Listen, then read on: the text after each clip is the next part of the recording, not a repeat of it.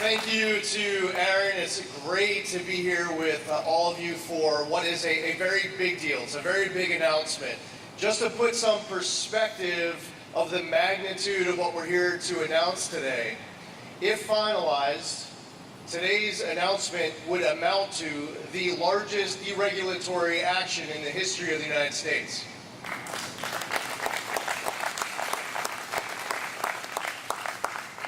It's also great to be here specifically at Kenworth, grateful to our hosts, joined by Secretary Chris Wright, Governor Braun, Congressman Baird, and so many other leaders from the state level, the local level, leaders in industry, and we couldn't possibly find a better reason for all of us to be getting together for today's announcement.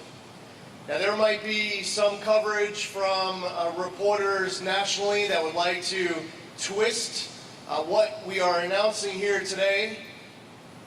I would ask, would you want the administrator of the EPA to be ignoring the Supreme Court decisions in West Virginia versus EPA, Michigan versus EPA, ignoring the decisions in Loper-Bright?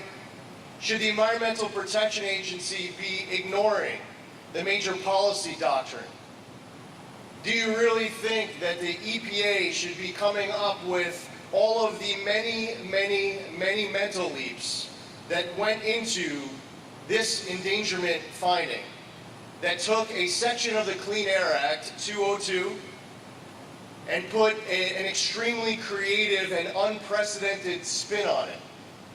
See, some would like to simplify what the endangerment finding is by just saying carbon dioxide endangers human health and the environment and welfare. Now, that is a very oversimplified statement to the point that it's just not accurate when you look at what the endangerment finding did. Now, I'm going to follow the law and making sure I don't prejudge outcome of this rulemaking. We are going to have a public comment period, one that has not taken place on the endangerment finding over the course of the last decade and a half. We want to hear from the American public to finalize a regulation that not only proposes to rescind the endangerment finding, but all greenhouse gas emissions that followed on light, medium, and heavy-duty vehicles. It is important for us to understand that what the EPA did was many mental leaps in trying to creatively interpret Section 202 of the Clean Air Act. They said that carbon dioxide, when mixed with several other well-mixed gases, some of which, by the way, aren't even emitted from mobile sources. So in doing this review, it was specifically for mobile sources. And the EPA said that carbon dioxide, when mixed with a bunch of well-mixed gases, many of which aren't even emitted from mobile sources, that contributes to global climate change. They didn't say causes, they say contributes. Now you might ask how much. They don't say how much. The amount is north of zero. We know that much. And then they say that climate change endangers public health and welfare. Now if you're following all of the mental leaps there, they then rely on assumptions that ended up not being true. They ended up making predictions about the science that in many respects were not just pessimistic, they turned out not to be true. And for the first time ever, the EPA, in an effort to combat global climate change, end up deciding to reach this endangerment finding and then put forward trillions of dollars of regulations. Regulations that hit mobile sources, stationary sources, airplanes. Now, where did this power come from, one might ask? Well, some don't want to ask. And I'll tell you, when the Supreme Court ruled in Loper-Bright, overturning the Chevron doctrine and making it clear that I, as administrator of EPA, that agencies of this federal government do not have the ability to just creatively come up with our own law. We do not have that power on our own to decide as an agency that we are going to combat global climate change because we give ourselves that power. We will follow the law. If Congress wants to amend Section 202 of the Clean Air Act and tell us that they want us to be regulating the heck out of carbon dioxide, methane, and these other greenhouse gases, then we'll follow the law. And in the meantime, we're going to follow the law. The economic consequences of the electric vehicle mandates that followed, all of the added costs to light, medium, and heavy-duty vehicles, the practical application of all of those new regulations leading to added costs, which leads to Americans getting older vehicles that actually don't operate as efficiently as the newer ones because people can't afford it. Now, last November, the American public spoke. They elected President Trump, President of the United States. That was the will of the American public. And when they voted, they asked for, demanded that an agency like the EPA would be cognizant of their economic concerns, that all agencies would be applying common sense, that we at EPA must choose to both protect the environment and grow the economy, that it's not a binary choice. And we at the Trump EPA, under the leadership of President Trump, choose both, protect the environment and grow the economy. We'll go through a public comment period. We'll see what the American public has to say about everything that we put out right now on all of this. Now, one approach to it could follow agencies of the past and say, well, we just know best. There will be no public comment period. That's what they've done over the last decade and a half. We could say, we're going to ignore the Supreme Court decisions in all of those cases that have come out. We could say, well, we'll just make up our own law where there's a ambiguity in statute. We'll ignore the economic consequences. We'll ignore the bad assumptions. We will ignore what proved not just to be pessimistic views of what was going to happen. We'd be ignoring what turned out to be inaccurate. But that's not the decision we made today in putting out this proposed rule. We at the Trump EPA have been delivered a mandate from this president, most importantly from the American public. President Trump called me on Sunday, November 11th, in the morning, asking me to take this position to be the administrator of EPA. President Trump wants us to do our part to help advance for all Americans clean air, land, and water. It gets to the core mission of EPA of protecting human health and the environment. I'm a conservative Republican who wants to be a great steward of the environment. And I have found that conservatives and others across ideologies, that Republicans and others across political parties have so much that we all can agree on to be great stewards of the environment.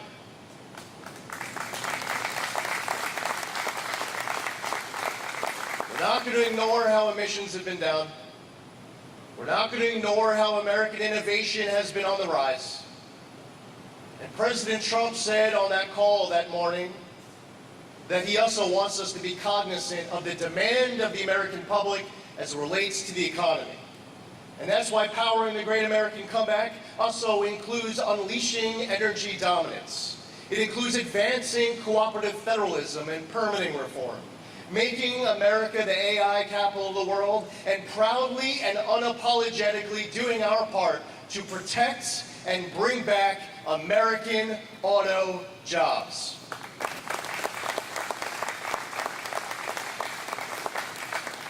I apologize to those members of my team who did a great job preparing great remarks that were in front of me, and to whomever on the team spent the hours getting it right, my apologies, but this one hits close to the heart for all of us.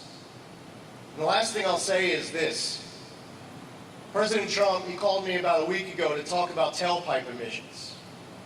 He was talking about the American auto industry. He was talking about American auto companies and wanting us to do our part to apply that common sense, to be cognizant of what that Trump mandate means. But we also have been focusing on the little things. See, our next speaker, Chris Wright, and I have had many conversations talking about topics like the flow coming out of a shower nozzle, the flow of gas out of a portable gas container, the start-stop feature that should be called a start-stop feature every time you come to a stop sign or a red light, as I've heard from so many Americans complaining about it. Just like they complain about how it takes 5 minutes to pour gas out of something that should take 45 seconds. We'll continue to have these conversations about refrigerants and so much more. Why? Because not just doing big things is what the American public demands of us, but also doing the small things to fix everything. Our next speaker, they call him Secretary Wright. They call me Administrator. It doesn't matter what these titles are that they give us. Secretary Wright will introduce the governor, and we'll hear from others with titles. The only title that matters are titles like being a husband or a title like being a father. Selfless service is about all of us being here today for this cause, to put out this proposed rule to the American public, to respect these decisions that have come out of the Supreme Court, to respect the actual law of Section 202 of the Clean Air Act, and to heed the economic demands of the American public who call for actions like this proudly and unapologetically. And without any further ado, our next speaker, my colleague on the National Energy Dominance Council, the Vice Chair of the National Energy Dominance Council, Secretary of Energy, Chris Wright.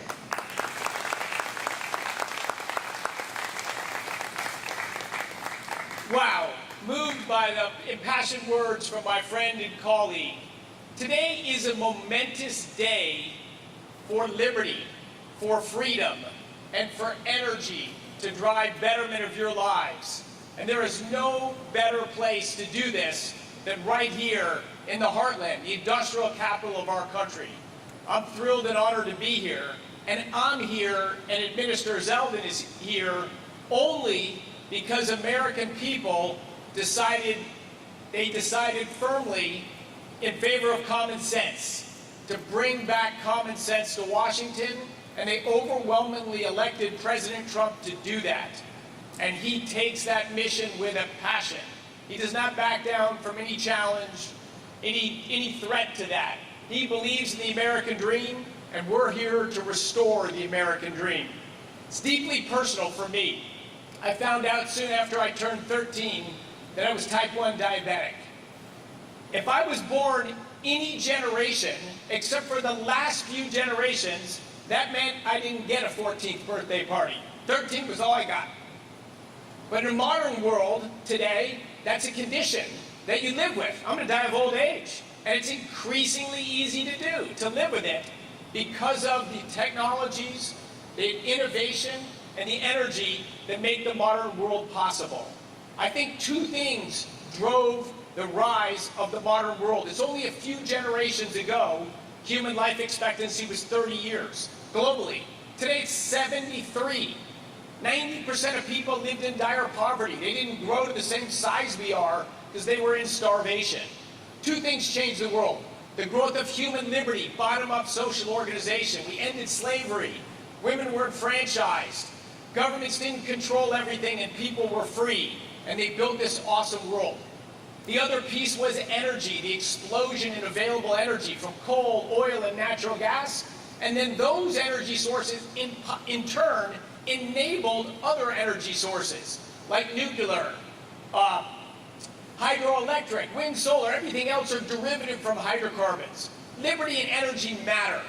When I heard the endangerment finding announcement 17 years ago, that they had found, as someone who's already involved in the climate discussion, was already involved in the energy world, clearly they didn't look at the data, they didn't understand climate change, they didn't appreciate how energy works. But this ruling happened, and it happened because they couldn't do it through the House and the Senate and the presidency, the normal lawmaking process. They found a backdoor way to take away your freedom and to make your life more expensive and shrink your life opportunities. That's what they did, and that's what they've been doing for 17 years. We are here today, and so when Minister Zeldin and I discussed this, we said we got to look at this thoughtfully and factually. We're not power-hungry people who want to control American lives. We want to set them free, and we want to follow the law and the institutions established by our awesome, truly awesome founding fathers of this country. And we set out. I reached out, as someone who'd been in the climate world for 20 plus years, I reached out to 5 scientists. I had many more on my list, but the first 5 all said yes. I said, this is what I want you to do. I know you have worked in this field your career. You're smart, you're accomplished, and you have not been cowed by the politics of climate change. You followed the data. You all have different views, but you follow the data and follow the facts. That's what America is going to do, and we need your help. And I initiated a study to create a report that's released today. It's on the DOE website. You'll see press releases about it. And it was to be an honest, credible, data and fact-driven assessment of climate change. That report went through some internal peer review at the Department of Energy and the national labs. Now the public is open to engage in a thoughtful dialogue about what is climate change. It is a real physical phenomenon. It's worthy of study. It's worthy of even some action. But what we have done instead is nothing related to the actual science of climate change or pragmatic ways to make progress. But this paper is released. I encourage everyone to read it and to engage into this topic. Because whether you're interested in climate change or not, the politics surrounding climate change have shrunk your life possibilities, have put your business here at threat. Can you imagine how much cargo we could transport around the country if you only could use an electric truck, which, by the way, offers roughly 0 reduction in greenhouse gas emissions? Electric vehicles are not climate tools, but they're politically popular because rich people like them, so they've been deemed to be climate solutions. We want to get back to science and data and facts. That's the plan of the Trump administration. That's the plan of Minister Zeldin and I. We're excited to have that dialogue and to engage the American public on it, because the net result of this is going to be a more thoughtful world, a more prosperous world, a more opportunity-rich world. The practical application is going to be lower cost vehicles, lower cost consumer products, lower energy bills, and all the things Americans instinctually want. But that's a process. I'm prejudging my own opinion. We will go through a process with professional review, with the American public review on everything we're trying to do here. I believe today will go down as a momentous day for freedom and liberty in our country, brought to you by President Trump. I'll turn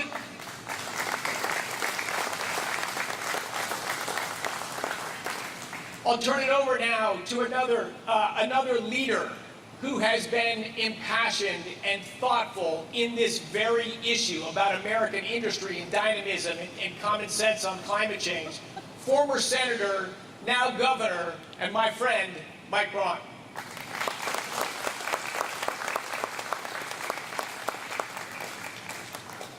What a pleasure to be here on a topic that I've talked about for a long time. 6 years I spent in the Senate. It was sometimes like talking to the side of your barn back home.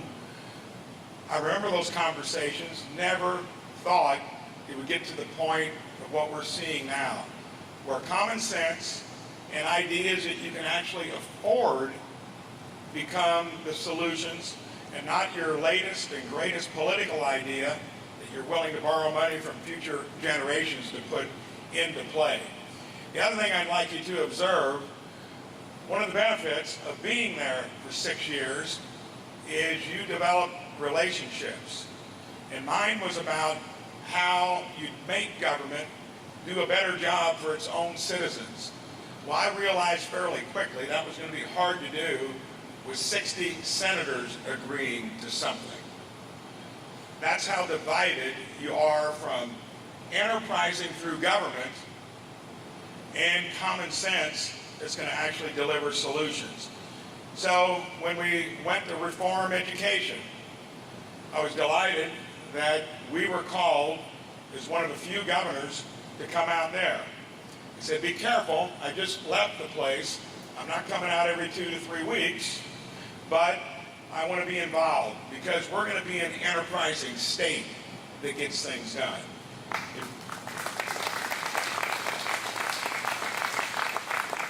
And if you recall, a few months ago, probably the issue I worked hardest on, fixed it in my own business 17 years ago. How do we quit spending so much on health care, on a system of expensive remediation that ought to be based upon wellness and prevention? You like that idea too? I would hope you would. So DC came to Indiana to roll that out. And now when you're looking at 2 big issues, what's going to be the new energy future? When the demand looks like a hockey stick, where it was flat as a pancake just a couple, 3 years ago. And I remember vividly, not more than a few months into my Senate term, when I had the biggest local political dust-up, and you know who was dusting it up? About 200 to 250 farmers that were upset with our own IDEM running them down on the back 40 to actually argue with them about ditch management that hardly had any water in it.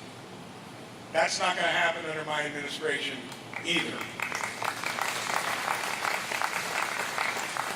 So what government should be about is making sure, like I remember vividly, I think back in the late 60s when a river caught on fire. Remember the Cuyahoga River? Something wasn't working. That's kind of close to when the EPA was started back then. And you've got to have common sense regulation. But when it becomes the dynamic, and it's not entrepreneurialism, it's not local and state governments that are the driver, and it's the driver being bureaucracy and a federal government that isn't smart enough to know how to spend less than it takes in, and it's been going on for 4 to 5 decades. Something has got to give. This happening back in 2009, and the fact that we're pivoting here in 2025, and it's in our own state of Indiana, I'd say, hallelujah, way overdue.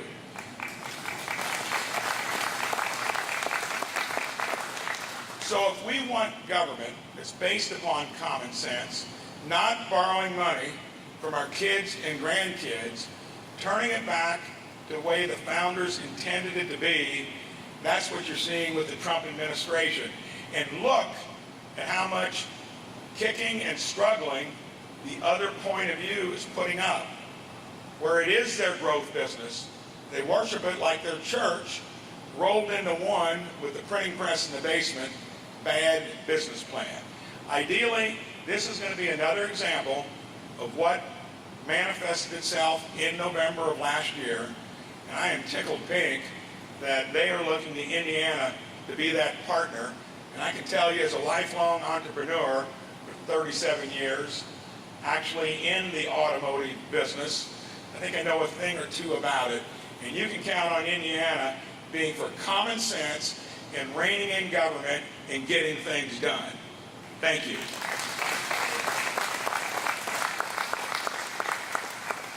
now it's my pleasure to introduce my business partner in the state government that won't be shy about doing the same things I just talked about, our Attorney General, Todd Rokita. Thank you, Governor, and you're exactly right. I'm Todd Rokita. I'm your Attorney General, and let me also welcome Chris Wright and my friend Lee Zeldin, who I served in Congress with, to Indiana. You know, gentlemen, you're in the at the crossroads of America. That's exactly what we call ourselves. And we do it not because of our location, not because of our infrastructure and roads, but because we have such a rich, ingrained history, auto industry here, you know, that goes back decades, even 100 years. So we make cars, we sell trucks, and so it's entirely appropriate that you're here today, and we thank you for being here today. You're going to hear, I'll be short because you're going to hear from a lot of us, but there are some people that I see in the audience as well that you're not going to hear from that deserve to be recognized, who've been part of this journey that I'll get into in just a second, a part of this journey that got us here today and got these two gentlemen really to come to Indiana. I see Representative Baird in the office, or in the audience. I see Congressman Messmer, former state senator, in the audience. Greg Good in the audience. I see Rick Niemeyer in the audience. I see our Solicitor General, James Barta, in the audience. And you can blame me for those who I've missed, but those are who I see. Thank you for being here. And here's another thing you can blame me for, especially all the haters who are going to report on this event today. Indiana, along with other Attorney General offices, were very, very instrumental and important for us to get to this day. Lee mentioned a couple lawsuits, Michigan, West Virginia, mentioned major questions doctrine, mentioned the overturn of the Chevron doctrine. Indiana and your Indiana Attorney General office with the Solicitor General were integral parts of all that. Just because our name wasn't on the lawsuit doesn't mean we weren't helping with the briefing, doesn't mean we weren't helping with the coordination and the moot court of it all. It's a collaboration between like-minded attorneys general and like-minded states that got the road paved, so to speak, to get us to where great leaders, it only gets you so far. We removed some of the obstacles, but then you had great leaders that you just heard from, including President Trump, who you heard about this morning, that got us to this point, which is really going to be revolutionary. Do not listen to those haters. The sky will not fall. We have the cleanest air, the cleanest water since the Clean Air and Water Acts of the 1970s. We do more and better monitoring than any other country, most of which combined.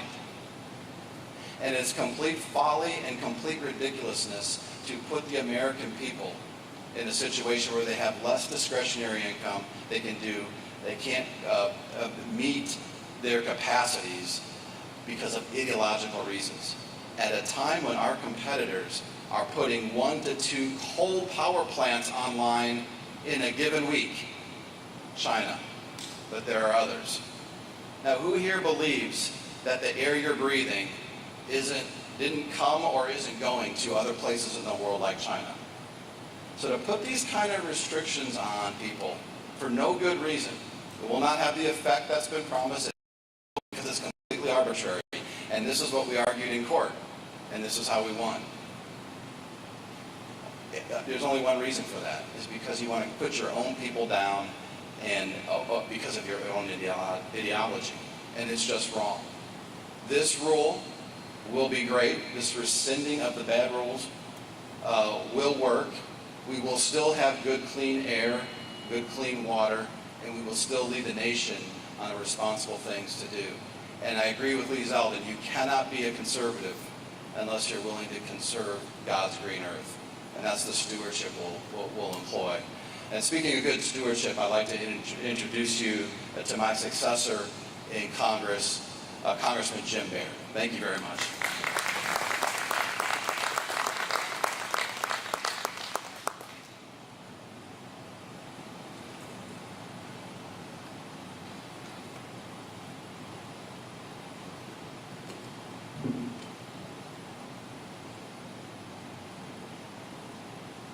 Good afternoon.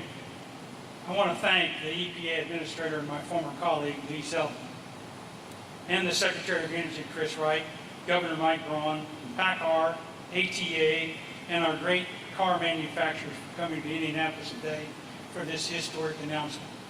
Today, I'm proud to stand with Administrator Zeldin and Secretary Wright as they put an end to the EPA's abuse of power when it comes to vehicle emissions and stand on the side of common sense with the great American automobile industry.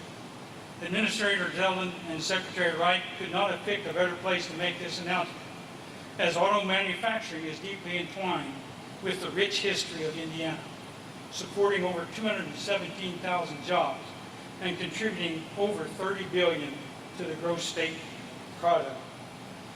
Under the Biden administration, electric vehicles receive thousands of dollars of subsidies per EV, all paid for by the American taxpayer.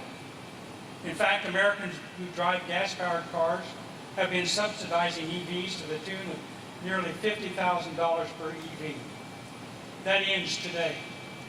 President Trump's successful administration is putting an end to the radical climate policies of the past, reviving America's great auto industry, and promoting common sense, affordable, and reliable energy. This historic announcement will allow our great automakers to better meet consumer demand and continue to be a forefront of the global innovation in automobile production. Today is a huge win for American consumers and our auto industry, and I look forward to continuing to work with President Trump's administration to unleash America's energy dominance and to restore prosperity to our great American workers and this industry. Thank you. And now I'm proud to introduce Indiana's Secretary of Energy and Natural Resources, Suzanne Zavorsky, an outstanding Hoosier, and has been an energy policy leader in our federal and state government, as well as serving in the private industry.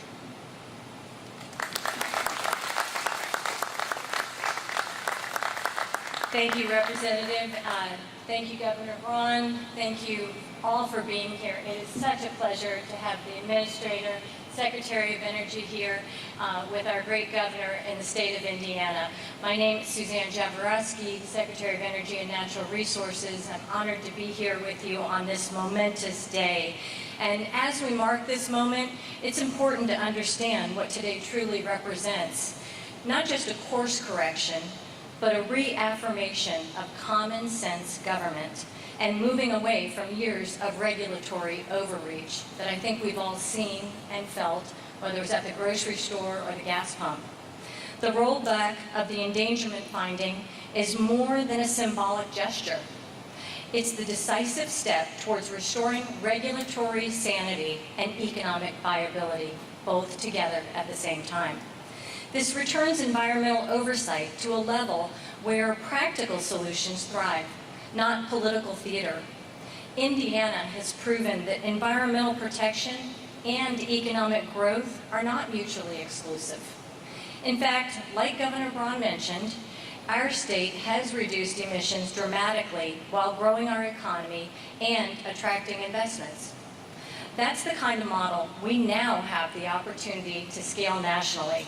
And having these great leaders from the EPA and the U.S. Department of Energy see all that we have here in Indiana is a great day to shine for Indiana.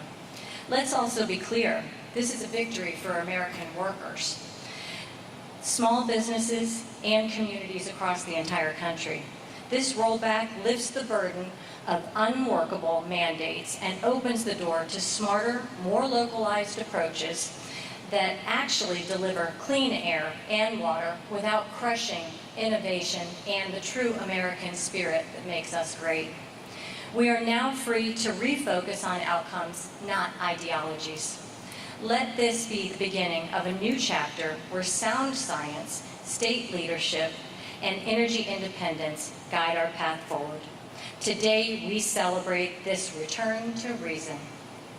I'm thrilled to introduce to you somebody who's at the forefront of this, Gary Langston, who's the president of the Indiana Motor Trucking Association. Gary?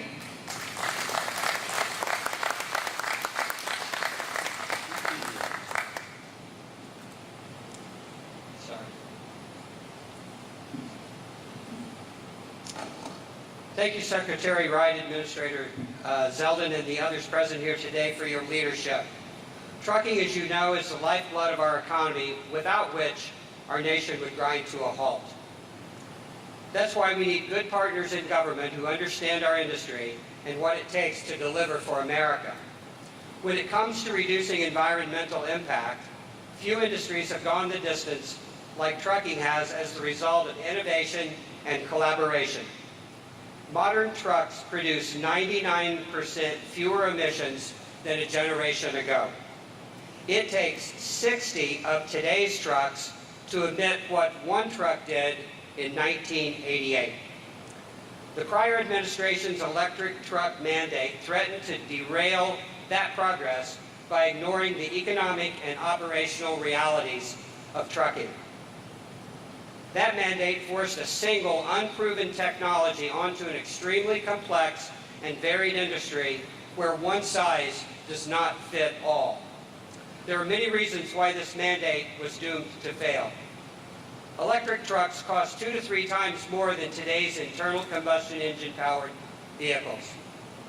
They transport far less cargo because of their massive weight. Their range is 1,000 miles less than a clean diesel engine. They require long periods of unproductive downtime for charging. They consume an enormous amount of energy, and the charging infrastructure is nowhere near ready to support the mandated timeline. This mandate put our industry on a path to economic ruin. It set the American trucker up for failure, which in turn sets the consumer up for failure. It also minimized innovation by ignoring other low-emission technologies that are within our reach, including renewable diesel, natural gas, and hybrids. Renewable diesel, for example, provides double the environmental benefit compared to battery electric at a small fraction of the cost. When regulators work with our industry rather than against it, the sky is the limit to what we can achieve. Thankfully, the leadership we are seeing today is returning us to a path of common sense, allowing us to reduce our environmental impact and continue to deliver for the American people. Thank you.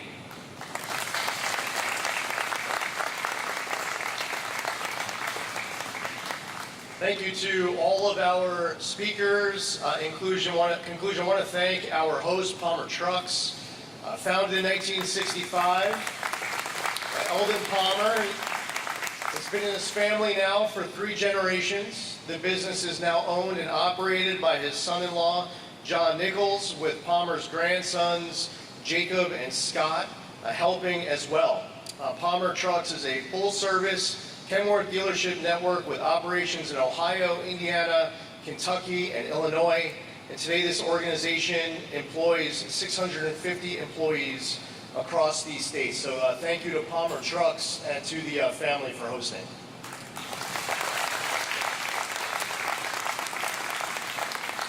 And with that, we're happy to answer your questions.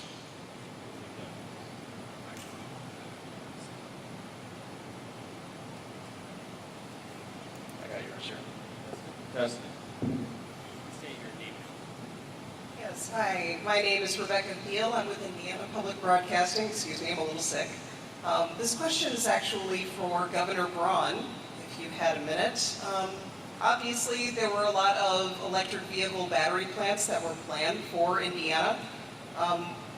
Is there any concern that these battery plants would no longer want to come into the state or continue operating in the state with these changes? Thank you. I think it's a great example of where government got ahead of common sense and even the marketplace. I remember vividly, probably about 3 years ago, when 5,400 light-duty truck dealers said, and car dealers, quit sending us EVs, we can't sell them.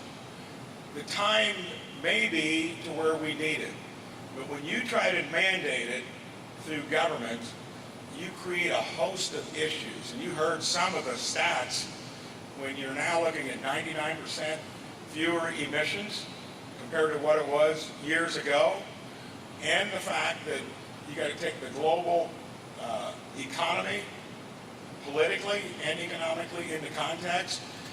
If businesses want to come here and they're doing it on sound decisions that make sense, we are the most inviting state in the country for a good business climate. If it's being dictated by bad policy through government from the very top down, it doesn't make sense. Economic growth and development sooner or later has to be based upon common sense, what the markets want, not what government and politicians may tell you that you need. And I would just add a very important point about something Governor Braun just got at when he was referencing global. When the EPA in 2009 did the endangerment finding, it was unprecedented that Section 202 would be utilized in a way looking at combating global climate change. In the past, because Section 202 does require EPA to regulate specified pollutants. And in the language, in the precedent, the way that the EPA followed Section 202, the analysis was always on local and regional impacts. This was the first time, again, many mental leaps, because they couldn't just say carbon dioxide endangers human health and welfare. They couldn't say it. That's why they mixed it with all the other well-mixed gases, including some not emitted from mobile sources. That's why they didn't draw a direct link from that to endangering human health and welfare. And instead, they had to try to connect it to climate change. And that's why they had to connect it to fighting global climate change, because the numbers didn't add up when you just look at local and regional. There's so much about this that was unprecedented, filled with mental leaps not included in the plain text or the precedent at the EPA. Next question. Hi, Hannah Adamson, Fox 59 CBS 4 News here in Indy. Although emissions have gone down, they are trending downward. The American Lung Association still lists the Indianapolis metro area as 11th worst for year-round particle pollution. Where does that balance lie between dereg and bettering that number, and how long will the public comment period last? The public comment period will last for 45 days. The proposed rule is signed today. The process was that it was going through an interagency process. We had sent a proposed rule a few weeks back to the Office of Management and Budget and OIRA. The interagency process was taking place. We're going to go to the public comment period. It'll be 45 days. The rule will be finalized after the public comment period. And your question also gets to the heart of my last point just before you asked it. EPA, following the practice that they always had and interpreting Section 202 strictly, would have never reached the endangerment finding to then regulate the heck out of greenhouse gas emissions from light, medium, and heavy-duty trucks if that's what they were looking at. Even back then, even the Obama EPA in 2009 did not have the science at that moment where they couldn't rely on that for that finding. That's why they had to try this outside the box, many mental leaps, including trying to fight global climate change. And the other thing that I'll add too is while emissions have been down over the course of the last couple decades here in the United States, you have other nations, I heard China was referenced here, there are other nations that continue to increase emissions, and all of us strangulating our own economy, regulating the heck out of American families and American industries, and cutting off sources of baseload power, and finding new ways to put trillions of dollars of new handcuffs around the American family. None of that, zero, does anything, will do anything to combat the reality that emissions keep on going down here in the U.S., innovation keeps going up, and in China and elsewhere, they continue to pollute even more. Next question. Hi, I'm Lee Berner from Chemical and Engineering News. My question is about this Department of Energy report that Chris Walsh said was released today. I haven't seen it yet. But you mentioned that it went through an internal peer review. Did it go, like, what did that entail? And is it going to go through an external peer review? And also, is this being used instead of the National Climate Assessment? Yes, so the internal review was scientists at the DOE Department of Science and from our national labs. It was brief. We wanted to get this document out there. Absolutely, now it'll be open for comment from scientists around the world or anyone else that wants to comment about it. What we really want to do is bring climate science into the same realm we treated all science in the past, which is critical thinking, challenging, basing things on data and facts. And if your model doesn't match the data, you can't hide the data, you got to fix your model. We want to end the cancel culture, Orwellian reality we've been in, where climate change is just not treated as a serious science, it's treated as a political force to silence and shame people. That's just not what science is about. And I think an important understanding of climate change is just so important for people. As the discussion was just held there, when the Clean Air Act came out, it was to regulate 6 criteria pollutants: particulate matter, ground level ozone, SOx, NOx, lead, and carbon monoxide. All of them that have toxic effects on human health. I grew up in Denver. So when I was a kid, you couldn't see the Colorado mountains 1 out of 4 days. We had a brown cloud. We had a huge pollution problem. The population's quadrupled. The economy's grown more than that. And the air is just dramatically cleaner. The Clean Air Act was aimed at toxins. It's been remarkably successful. 75% reduction in U.S. emissions of the 6 criteria pollutants, with like a 40% growth in population and a tripling of the economy. So we can do things, but greenhouse gases are not toxic to humans, right? They absorb infrared radiation. They're a very different mechanism. Even the people who study them don't claim that they're a top problem of the world. It's only activists and politicians that make these kind of outrageous claims you hear all the time. Garrett Bergquist, just to add, as far as a list of the scientific studies reviewed as part of the preamble of the proposal, by the way, the proposed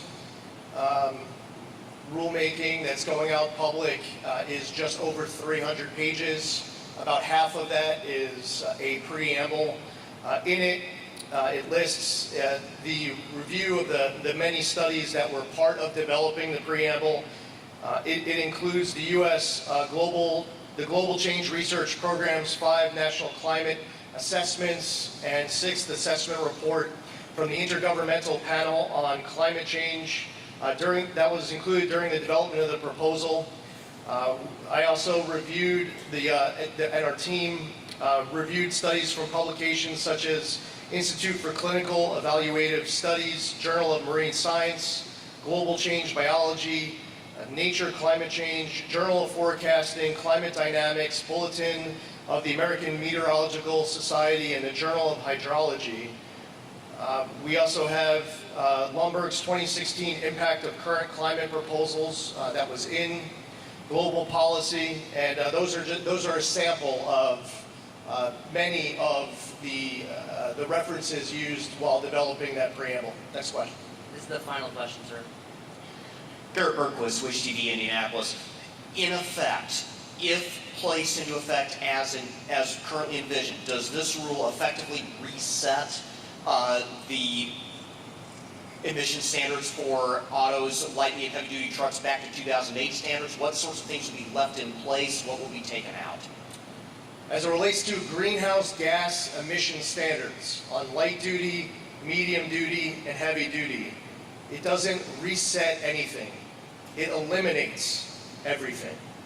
This proposed rule is a proposal to eliminate the endangerment finding, to eliminate greenhouse gas standards, all the regulations, that came out, including the electric vehicle mandates, all of the greenhouse gas standards for light, medium, and heavy duty. And as a bonus, we're also proposing to get rid of that much hated off-cycle credit for start-stop technology.